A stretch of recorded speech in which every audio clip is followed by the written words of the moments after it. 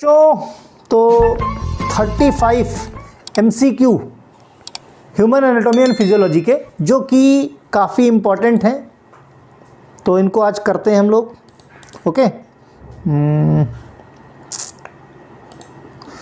Okay, तो कितने हैं? 35 MCQ। धीरे धीरे करके देखो MCQ भी ढेर सारे होते जा रहे हैं। फिर हम लोग स्टार्ट करेंगे fill in the blanks, answer in one word.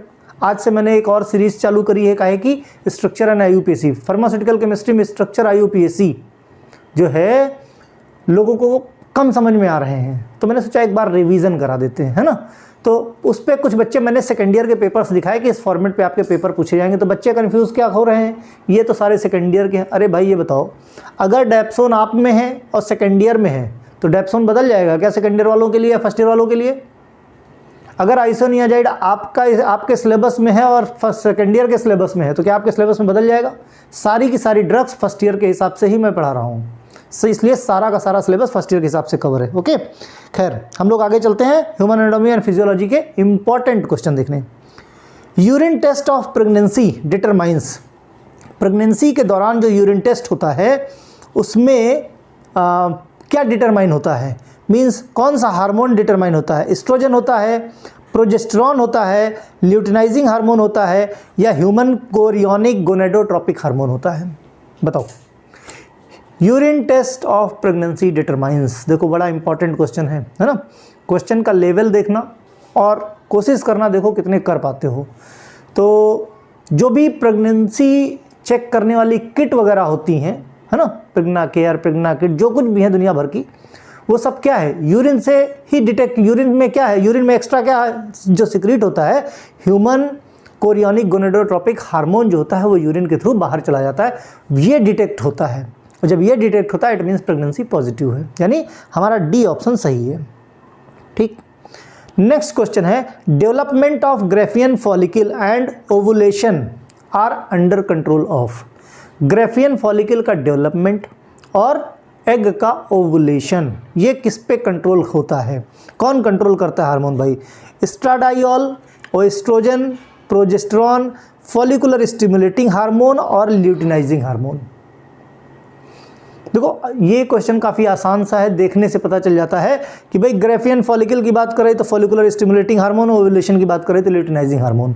ये दोनों हार्मोन, दो काम दो हार्मोन, है ना, दोनों हार्मोन मिलकर ये काम करते हैं, यानी हमारा ऑप्शन सी सही है।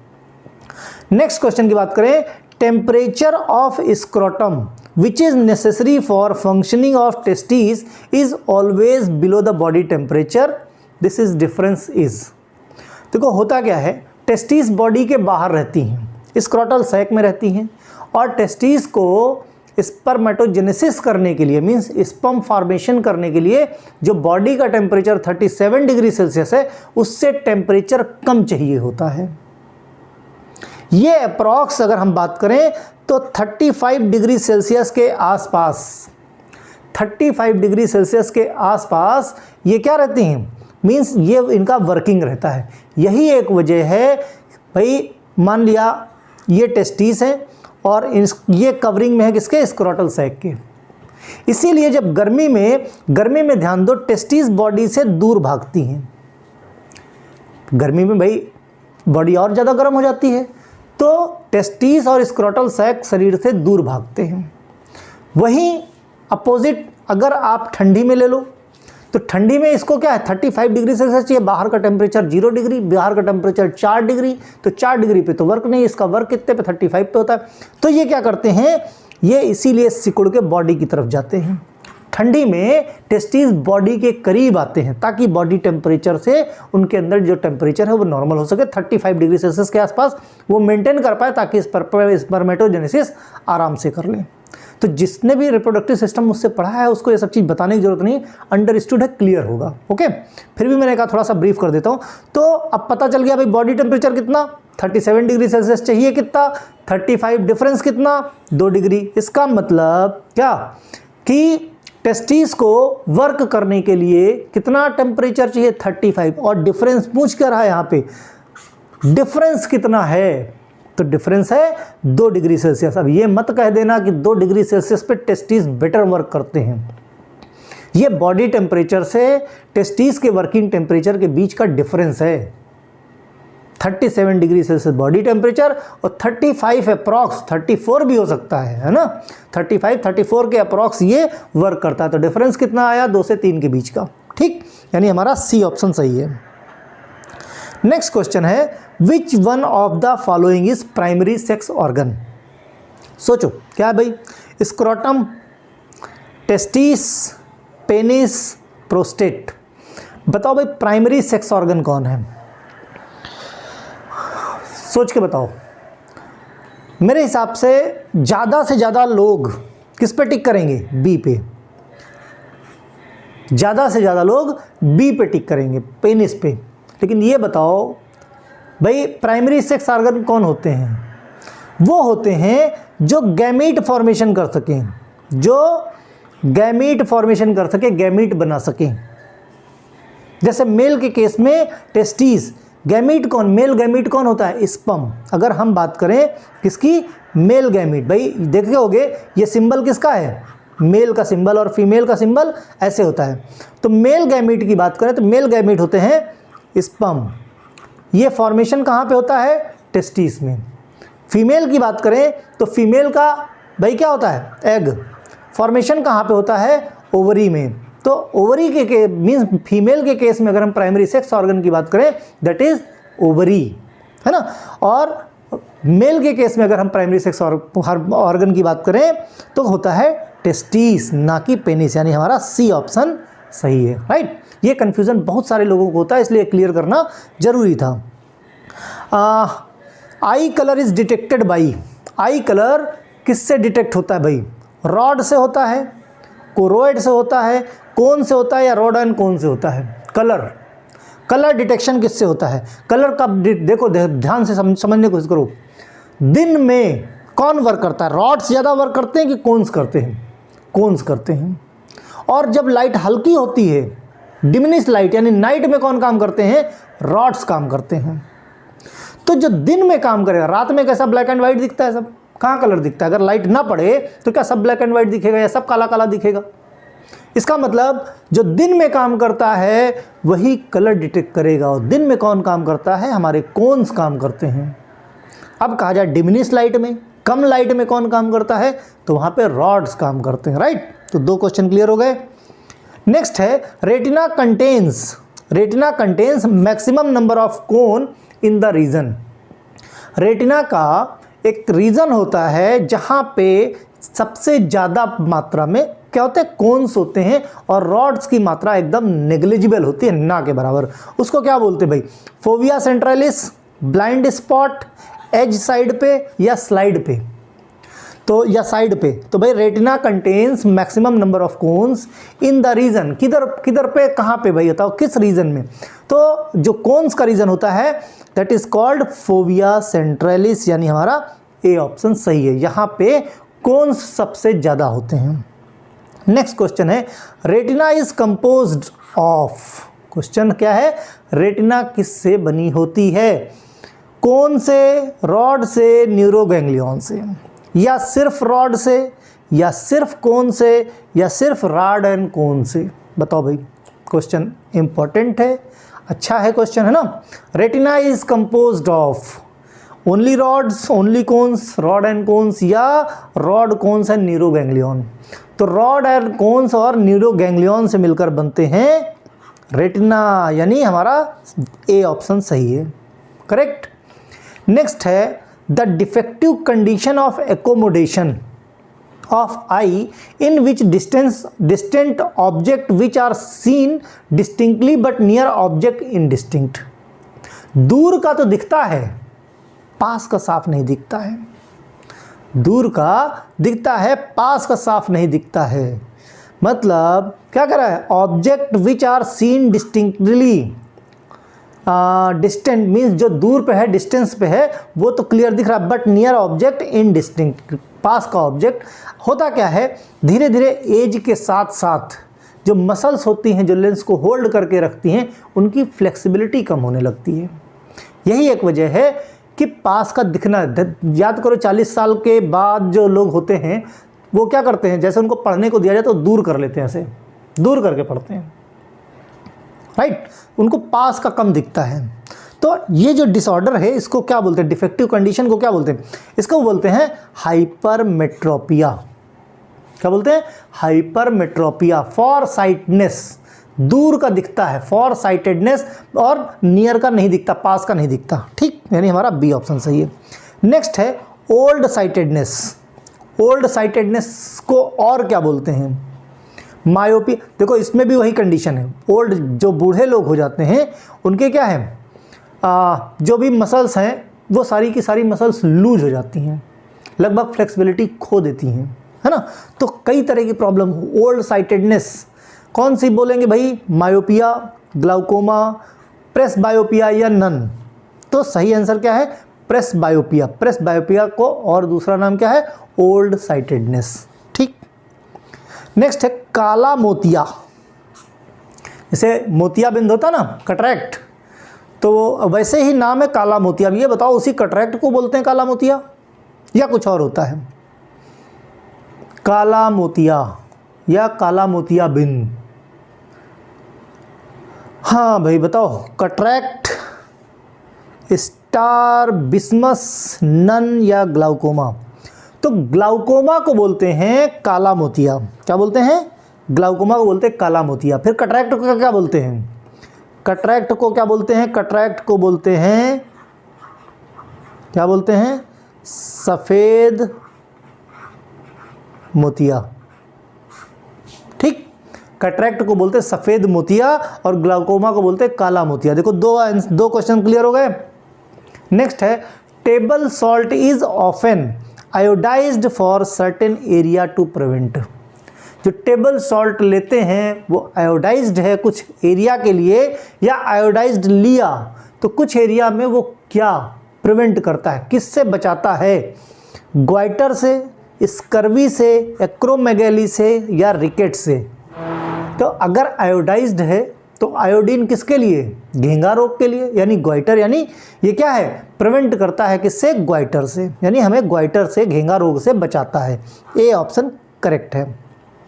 नेक्स्ट क्वेश्चन की बात करें, diabetes insipidus is caused by the hyposecretion of.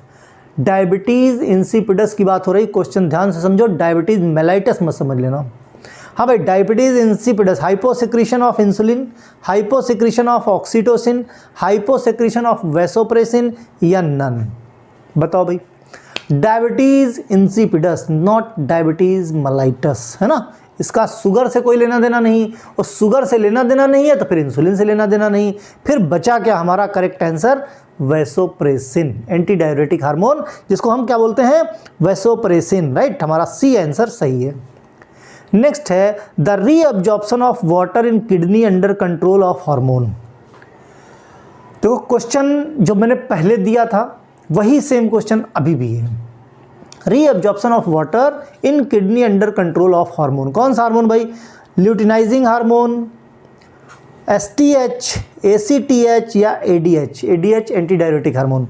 तो जो हम बात कर रहे थे, या इसको क्या बोल सकते हो, वैसोप्रेसिन भी बोल सकते हो, क्या, वैसोप्रेसिन, राइट। तो हमारा डी ऑप्शन सही है। नेक्स्ट क्वेश्चन की तरफ बढ़ते हैं, फेल्योर। देखो, फेल्योर और रिड्यूस्ड इंसुलिन प्रोडक्शन कॉजेज। अभी हम डायबिटीज इंसिपिडस की बात कर रहे थे, वहाँ पे वैसोप्रेसिन का रोल था। देखो कोरिलेट करते हुए चलो ताकि याद हो जाए, इसलिए मैं कहता हूँ 2-4 बार जरूर इन एमसीक्यू के वीडियोस को 2-3 बार देख लोगे तो एकदम रट्टाफिकेशन हो जाएगा। एग्जाम में क्या, दुनिया भर का कोई एग्जाम, वैसे भी आपको इस तरह पढ़ के चलना है, इतना डीप में पढ़ना है कि एग्जिट एग्जाम के लिए बाद में एक्स्ट्रा तैयारी ना करना पड़े। नहीं तो पहले अब भी पढ़ो, फिर जगह जगह लोग क्या कोचिंग खोल के बैठ जाएंगे, एग्जिट एग्जाम की हम तैयारी करवा रहे हैं, आओ भाई 15,000 रुपये दो, हम एग्जिट एग्जाम की करवाते हैं। इन सब पचड़ों से बचना है तो अभी से तैयारी शुरू कर दो। यही सब वहाँ पूछा जाना है, कुछ अलग से थोड़ी आएगा, सिलेबस के बाहर का थोड़ी कुछ है, सिलेबस ही पढ़ लो, कुछ ज़रूरत नहीं पड़ेगी। ओके, तो कुल मिला के इंसुलिन के प्रोडक्शन अगर फेल हो जाए या रिड्यूस्ड हो जाए तो क्या हो सकता है, diabetes insipidus, Edison disease, diabetes mellitus या कॉजिंग सिंड्रोम। तो सही आंसर हमारा डायबिटीज़ मेलाइटस, राइट। तो सी ऑप्शन करेक्ट है। नेक्स्ट है question, FSH is formed by follicular stimulating hormone formed by, किससे उस फॉर्मेशन कहाँ से होता भाई? Posterior lobe of pituitary, middle lobe of pituitary, adrenal cortex या इंटीरियर लोब ऑफ पिट्यूटरी। तो FSH जो मास्टर ग्लैंड है हमारी पिट्यूटरी ग्लैंड, उसके आगे के पोर्शन को एंटीरियर पोर्शन बोलते हैं और वहीं से बहुत सारे हार्मोन सिक्रीट होते हैं, जिनमें से एक हार्मोन है फॉलिकुलर स्टिमुलेटिंग हार्मोन। तो ये फाइनली कहाँ से सिक्रीट हुआ? एंटीरियर लोब ऑफ पिट्यूटरी, यानी डी ऑप्शन हमारा करेक्ट है। नेक्स्ट है blood calcium level can be increased by administration of. तो जब हमने एंडोक्राइन सिस्टम पढ़ाया था तो हमने बताया था आपको दो हार्मोन, एक हार्मोन का नाम था कैल्सिटोनिन, ठीक, दूसरा हार्मोन का नाम था पैराथार्मोन। तो जिसने भी पढ़ा होगा उसको आइडिया भी होगा। ब्लैक कलर दिख रहा होगा, आई थिंक दिख रहा होगा, है ना? चलो नहीं दिख रहा तो बताना। तो कैल्सिटोनिन और पैराथार्मोन दो हार्मोन थे। कैल्सिटोनिन का काम क्या था? ये शरीर में या ब्लड में कैल्शियम लेवल को घटाता था, कैल्शियम लेवल को रिड्यूस करता था, कैल्शियम लेवल रिड्यूस्ड। और पैराथार्मोन क्या करता था? ये कैल्शियम लेवल को इंक्रीज करता था, calcium level increase in blood, ठीक। तो अब आंसर पता चल गया, blood calcium level can be increase by administration of. तो ब्लड में कैल्शियम लेवल को बढ़ाना है तो हमको कौन सा हार्मोन देना पड़ेगा? पैराथार्मोन। इसका मतलब हमारा डी ऑप्शन करेक्ट है, राइट। नेक्स्ट क्वेश्चन पे आते हैं, blood calcium level can be lowers by administration of. तो हमने इसके पहले इसका जवाब ऑलरेडी दे दिया है, तो सही आंसर हमारा क्या है? डी, यानी कैल्सिटोनिन। कैल्सिटोनिन का क्या काम है? ये ब्लड में कैल्शियम लेवल को घटाता है, ठीक।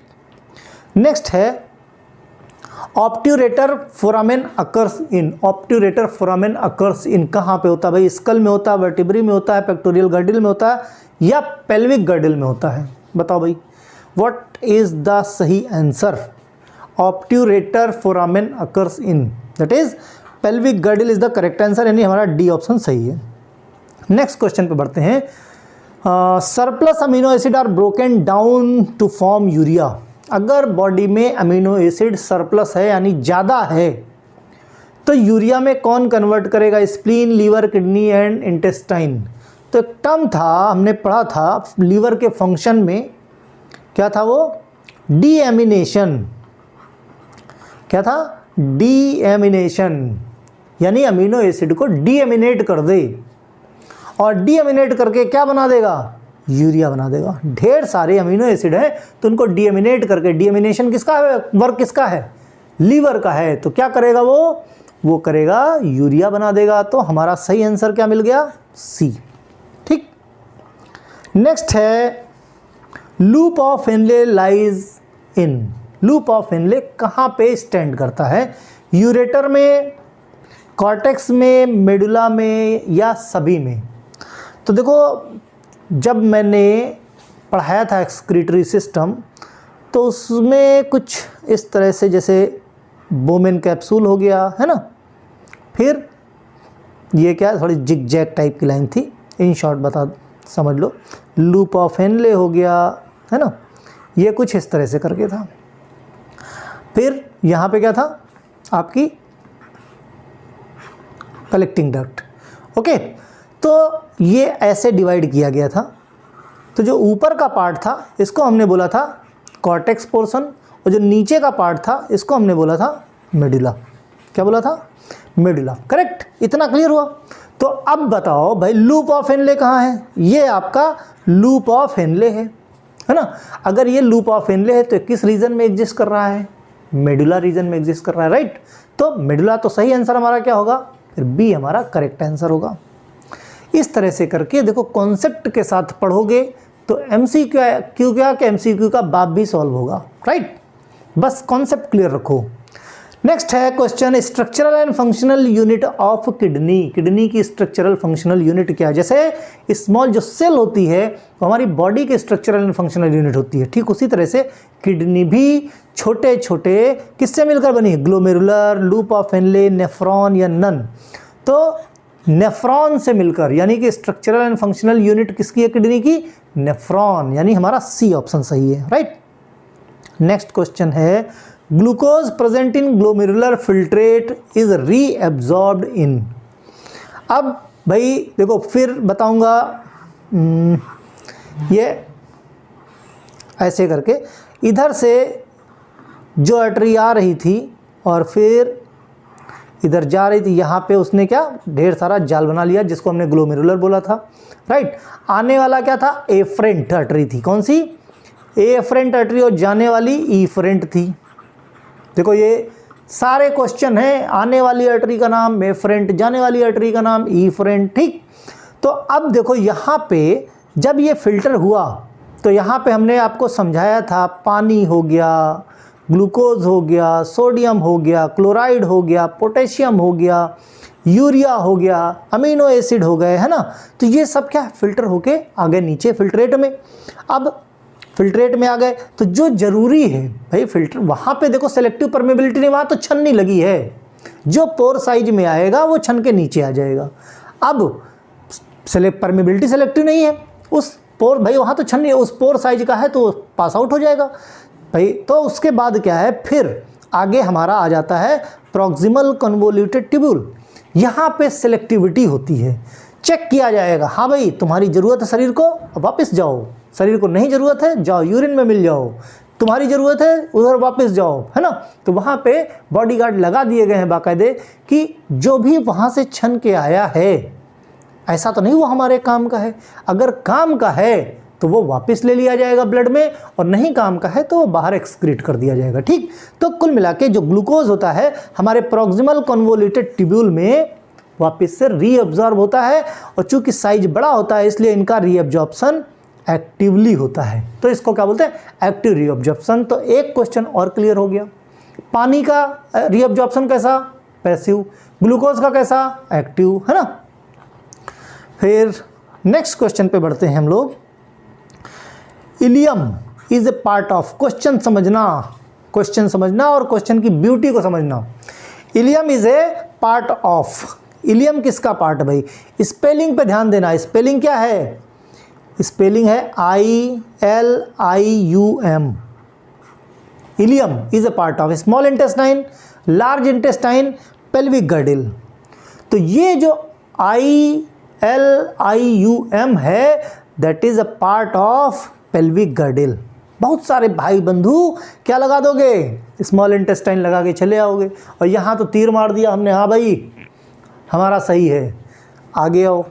नेक्स्ट है ILEUM, ILEUM,